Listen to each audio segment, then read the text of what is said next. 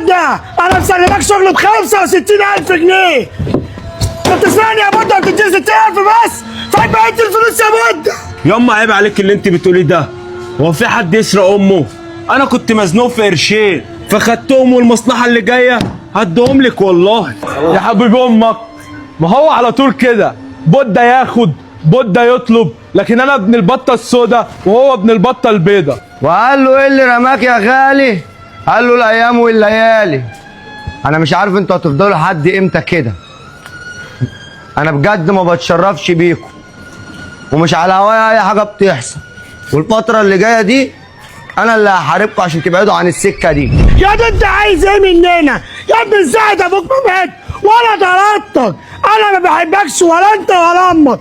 هتمشي من هنا ولا خليهم ينفضوك؟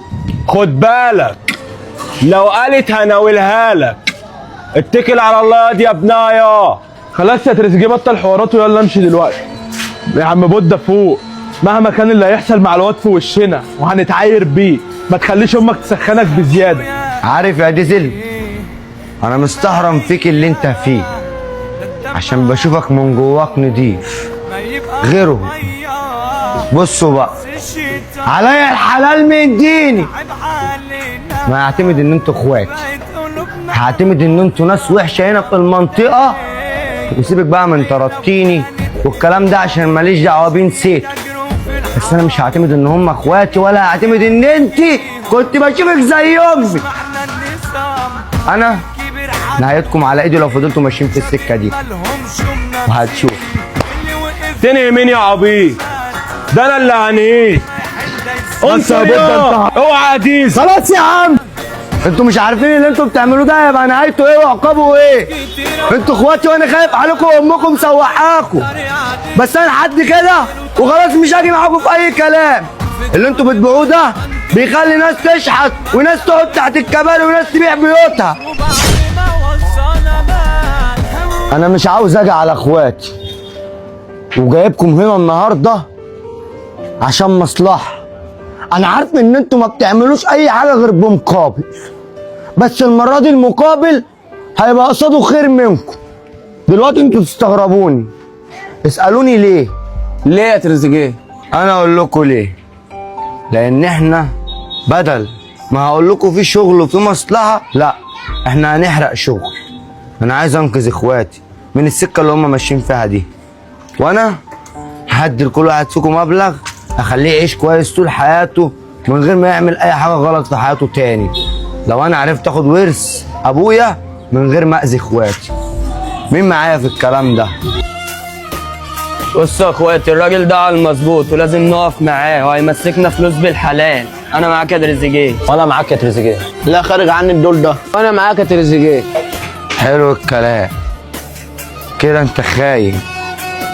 ولو رحت قلت ما تزعلش من اللي اعمله. مش هموتك، بس هأذيك نفس ما أذتني وأذتهم، عشان هما بيحبوا السكة دي ومش عايزين يسيبوها، والسكة دي أذى.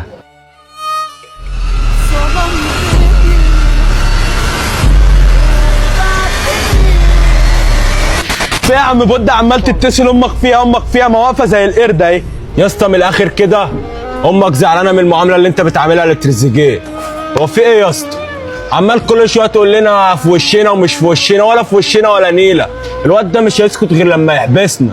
اسمع مني، الواد ده لازم ياخد علقه في وسط المنطقه ويتقل منه ويتقل من كرامته عشان يبعد عننا.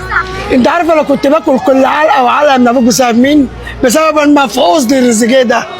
انا عايزاكم تمسكوا الواد ده تحللوه، تجيبوا له حق منه. اقسم بالله العلي العظيم لو ما فرجتوا على الواد ده الحاره وكسرتوا عينيه، الواد ده اللي هياخدكم رايح جاي رايح جاي. خلصوني من الواد ده باي طريقه بس بعيد عن الدم. بصي انا مش على هوايا ان انا اضرب الواد، والقصه اللي انت بتقوليها دي مش على هوايا، بس عشان ارضيكي هعملها. وانت يا عم بودة على هواك الموضوع. طب يلا يا عم بودة عشان نراضي امك. راضي الام وشمر الكم. صلاه النبي على تربيتي.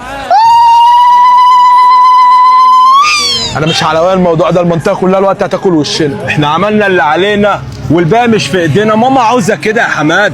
ماشي يا حبيب ماما. يا تريزيجيه